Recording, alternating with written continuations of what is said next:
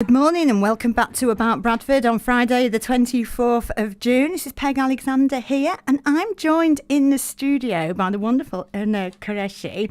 Now Irna has been doing a new blog that I know has been getting people talking on Twitter and on the internet. Good morning, Irna. Good morning. Hi, tell us then about this blog. Well, the blog, it's called Bollywood in Britain, but it's actually, I should probably have called it Bollywood in Bradford, because I've ended up writing about my own childhood, well, me growing up in 1980s Bradford, being a massive Duran Duran fan. Yeah, we were just talking a bit about that. I'm sure we might get onto the which of Duran Duran were our favourites later on. You can tell we're ladies of a certain age sitting here having this conversation. But that's not about... Duran Duran isn't very Bollywood, is it? No, it isn't. But that's the thing, isn't it? That, you know, when you grow up in Bradford, you don't just like your Bollywood. Well, you know, when you're Asian, you sort of, you have your Duran Duran alongside the Bollywood stuff going along, and it's about the two different cultures marrying. Yeah, because that's really important, isn't it? Because loads of people seem to think you're either in one culture or in the other. And what's great about your blog is it's really showing how, you know, different cultures coming together. That's right, yeah. I mean, I think the reason for me writing it is that I'm still trying to process my own, you know, that era of my life when it was a bit more difficult because there was more racism and there was less understanding in some ways. And, it was very much two different camps and the two couldn't really mix. Like, you know, if I went to a Duran Duran concert in Leeds, then I'd get into trouble for coming home late. And it was a cultural thing. It wasn't just, you know, as you get into trouble for coming home late. It was purely a cultural thing because my mum didn't really understand concerts and, you know, why I would need to go there, and she worried about me on a different level, what people would say if they saw me out.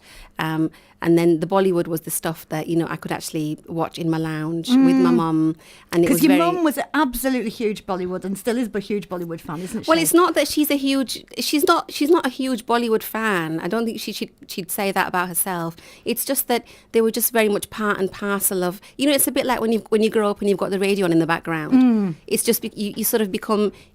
It sort of becomes part of what you do, and it's not that you're a huge fan. It's just what you did.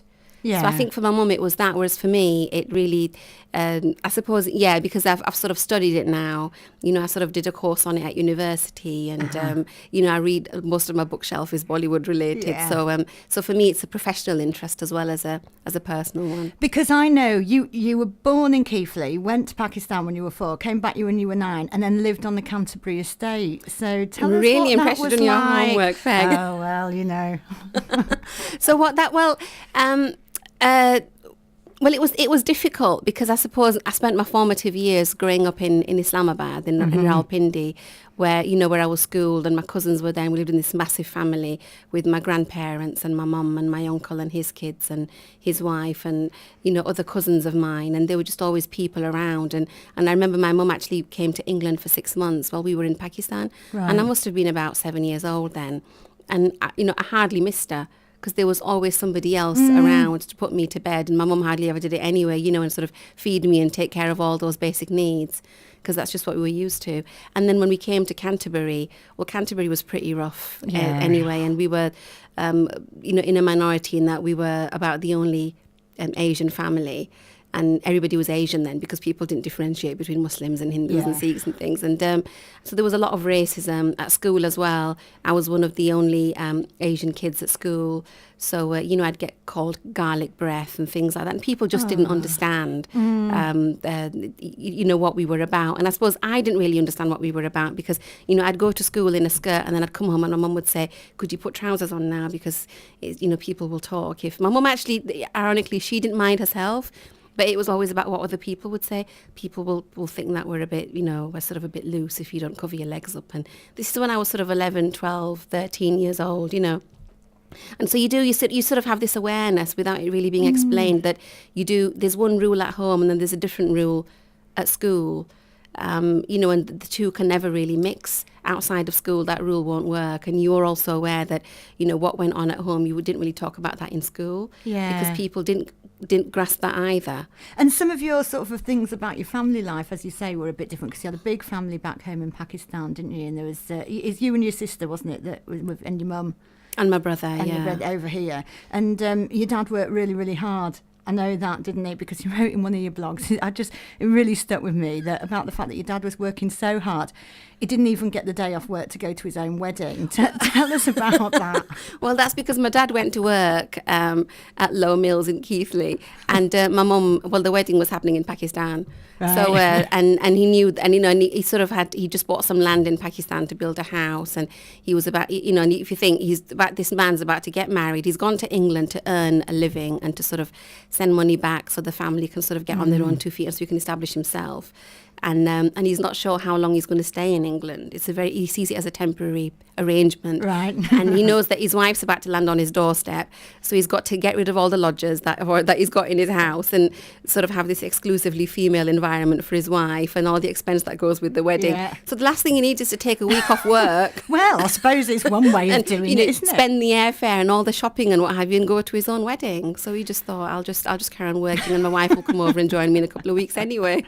Sort of interesting concept. I'm not sure I would have put up with it for my wedding, but there you go. But I mean, don't forget, this is back in, they were distantly related. They were sort of second or third cousins or something. Yeah. So the families knew each other anyway, and they knew that she was going to go and join him in England soon. And back then, the couple didn't actually meet until they were formally married. So it wasn't like they were going to walk down the aisle together and sort of come back and sort of have the kiss on the, because we still don't really do that, but So they said their marriage vows on the phone.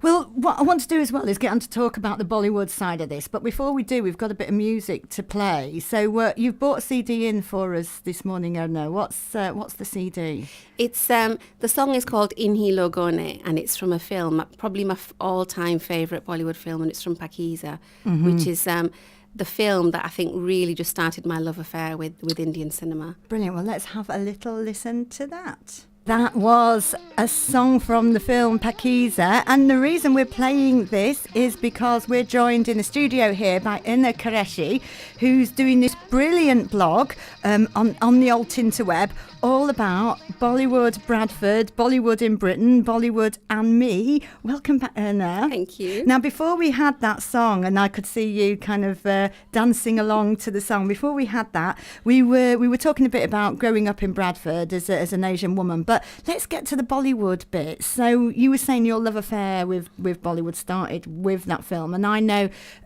you've been very involved. In fact, you were one of the people who helped to bring the International City of Film status to Bradford.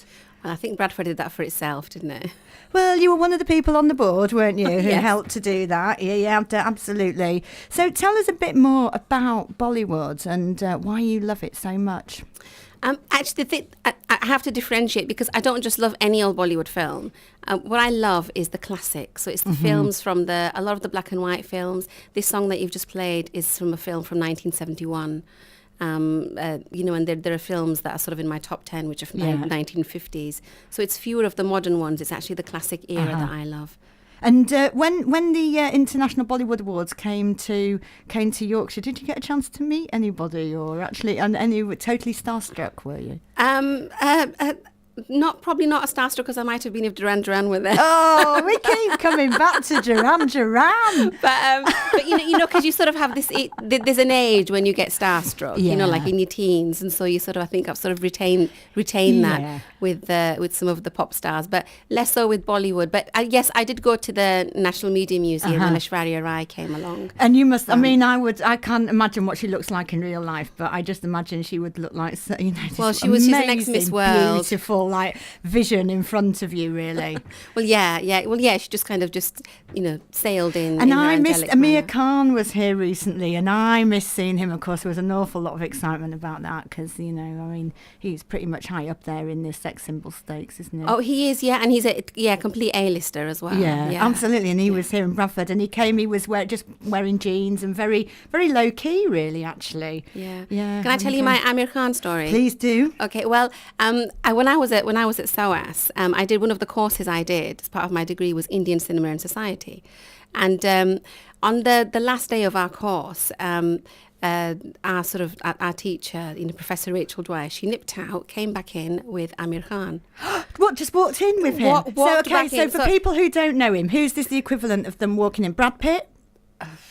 Brad Pitt or Tom Cruise? Just the equivalent of unbelievable. Director, producer. Yeah, that's right, because he writes, produces, directs, doesn't he? Yeah. I don't know if he directs, but produces definitely. But and multi-talented and critically acclaimed and very good looking and very hot totty as well. Yeah. But so she walked in with him, and and he came and sort of talked about this film. About cricket, actually, called Lagan, which he was producing at the time, and how that was going. And after he left, I was saying to our lecturer, how do you get, because the year before that she'd got Yash Chopra, who is like the godfather of love. Well, that's right, he is, isn't he? So just fingers all over Bollywood. Yeah, really. And then before that, she'd got Amitabh Bachchan to come into our school, and I was saying to her, how do you manage to get people like this to come? Haven't they got anything better to do? Yeah. And she said, they can't believe there are people at this university taking their work so seriously. How brilliant! So they want to come and see for themselves. That's what makes them come. Now I know this is a star of a different kind from a different part of the world, but I also know you have a little connection with. Can you tell what it is yet? With Mr. Rolf Harris. I used to make tea for Rolf Harris on the TV program Animal Hospital. I love Animal Hospital. I love it. And this was when the program first aired, and it was like 2 weeks of live programs. So we were there. So we had this production office in North London the whole time. And my job was to make sure Rolf arrived on time. His taxi had been sent for him, and he was wearing his grubby old denim jacket all the time. And if he wasn't, I had to get someone to go and fetch it. If he looked too smart, you had to sort of grub him up a bit. No, for continuity reasons. And I'd make his tea. And then one day he said, can you speak any Hindi? And I said, yeah. So he sang me this Bollywood song from the 1950s, Mera Juta Hai Japani. And I was just completely dumbstruck. And it turned out when he was younger, he travelled around India and he couldn't speak the language. So he'd ask someone to teach him a song just so he could get across to the Indians that he loved their culture. So he actually travelled around India just singing this song to people as a thank you, as a hello, as an everything. So I wrote a little story about that in my blog. You did, and what a great story, because I again love Rolf Harris. He just seems, I think, like such a nice bloke, and what you've written about him says, that he is. And I bet he hates it when anyone says, "Can you tell what it is yet?" to him now. I don't know. I've never said that to him. No, I can imagine it's one of those things. Nobody's ever said that to me before. Through gritted teeth. So if somebody wants to have a look at the blog, then, because on the blog you get your stories about your life, you get insight into Bollywood, you also get clips of famous Bollywood films. Yeah, well, it's songs. What it is it's actually, the blog has now become more, I was trying to document how Bollywood films have become so famous and so mainstream in Britain. That's the idea, and that's still the idea. And now, that's being peppered with stories about Bradford and my life and my insights and my observations about being a Muslim woman growing up here. And also the Bollywood songs, they actually they're like a backdrop. So they're connected with the story. So they're not just there as an interlude, they're very much Which of course is what happens in Bollywood films, isn't it? You get an image which may have some vague connection or a dream sequence or whatever in the middle. That's right, yeah. So it is part of the narrative. Yeah. But I suppose the Bollywood songs are sort of providing the soundtrack to my life, if you like. That's brilliant. So how can people get your blog? They can get it on the internet. It's bollywoodinbritain.wordpress.com. That's right, yeah. bollywoodinbritain.wordpress.com. And we were going to play a bit of Human League after this, but because we've been chatting about Duran Duran, let's get back to Duran Duran. So come on, name your favourites. Oh, do you know, back in the day, it was probably John Taylor, because you had to have a Taylor favourite. Mine was John. I have to admit, mine was John Taylor. Gosh, how embarrassing! But he's looking a bit rough now. So I've actually gone back to Simon Le Bon, who's weathered the. It's like Gary Barlow, isn't it? Now he's come out looking the best, hasn't he? Gary Barlow's turned into Mr. Nasty, according to all the reports, hasn't he? On X Factor, he's actually the one who's been told to calm it down, hasn't he? That he's been too harsh. But I think that'll do wonders for his personality, won't it? I think. Yeah, I think he seems like a nice, loud old Gary, doesn't he? Yeah. So we're going to finish off by just saying thank you very much for coming in. And just reminding people, if they want to get it, it's bollywoodinbritain.wordpress.com. And I know you can sign up and get email alerts when there's new postings put up there. You write about lots of other things as well. You've written about the mailer. You've written a book about the Grand Trunk Road. So I'm sure we'll end up talking more again in the future. But all the best of it. Thank you so much for coming in, Irna. Thank you.